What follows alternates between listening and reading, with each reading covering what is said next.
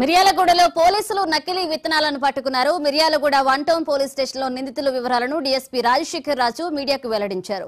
నకిలీ పత్తి విత్తనాలను తరలిస్తున్న నలుగురిని అరెస్ట్ చేసినట్లుగా, మరొకరు పరారీలో ఉన్నట్లుగా ఆయన తెలియజేశారు. 5 లక్షల విలువ చేసే నకిలీ విత్తనాలను సీజ్ చేశామన్నారు.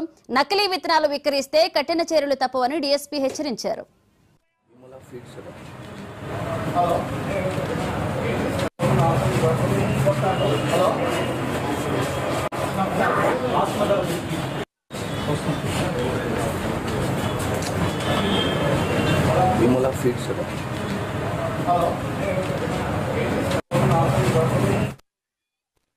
వీళ్ళు డైరెక్ట్గా దీన్ని అద్దంకి ఏరియా నుంచి డైరెక్ట్గా మంచిర్యాలకి తరలించడం జరుగుతున్నది.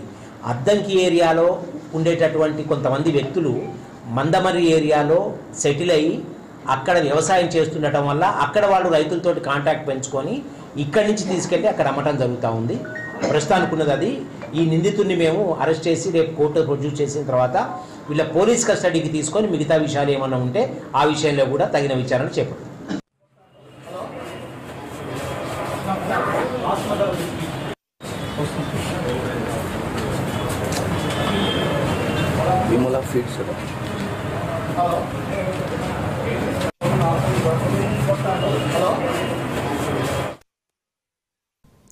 మిర్యాలగూడలో పోలీసులు నకిలీ విత్తనాలను పట్టుకున్నారు. మిర్యాలగూడ 1 టౌన్ పోలీస్ స్టేషన్లో నిందితుల వివరాలను డీఎస్పీ రాజశేఖర రాజు మీడియాకు వెల్లడించారు. నకిలీ పత్తి విత్తనాలను తరలిస్తున్న నలుగురిని అరెస్ట్ చేసినట్లుగా, మరొకరు పరారీలో ఉన్నట్లుగా తెలియజేశారు. 5 లక్షల విలువ చేసే నకిలీ విత్తనాలను సీజ్ చేశామన్నారు. నకిలీ విత్తనాలు విక్రయిస్తే కఠిన చర్యలు తప్పవని డీఎస్పీ హెచ్చరించారు.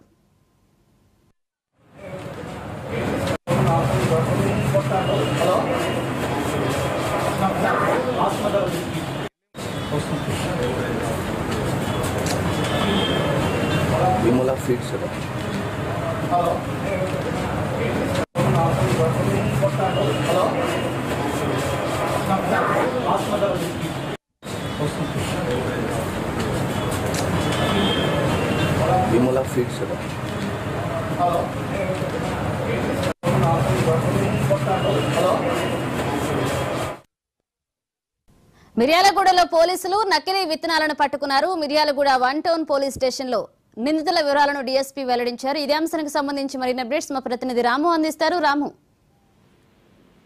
మిర్యాలగూడలో నకిలీ విత్తనాలకు సంబంధించినటువంటి ముఠాను పట్టుకోవడం జరిగింది. అయితే 5 లక్షల విలువ చేసే విత్తనాలను 1 టౌన్ పోలీసులు పట్టుకున్నారు. వీళ్ళు నలుగురు అరెస్టు చేయగా మరొకరు పరారులో ఉన్నట్టు కూడా మీడియా సమావేశంలో వివరించడం జరిగింది.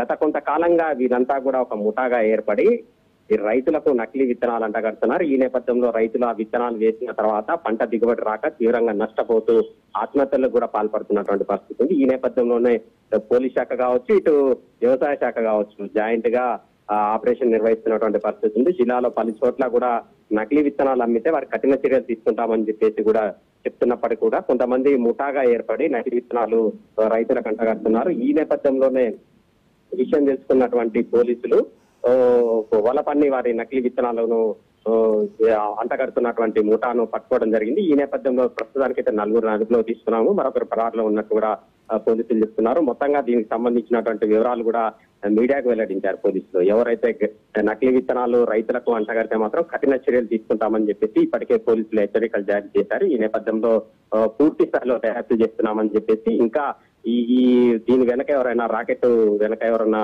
ఉన్నారా ఏంటి అనే దాని మీద కూడా ఏదైతే పూర్తి స్థాయిలో విచారణ చేస్తామని చెప్పేసి కూడా పోలీసులు చెప్తున్నారు.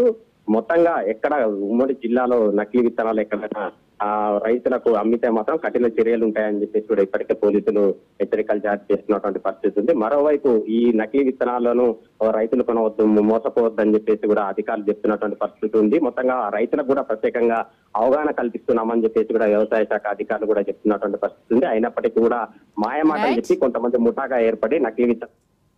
Thank you Ramu. Vimala feeds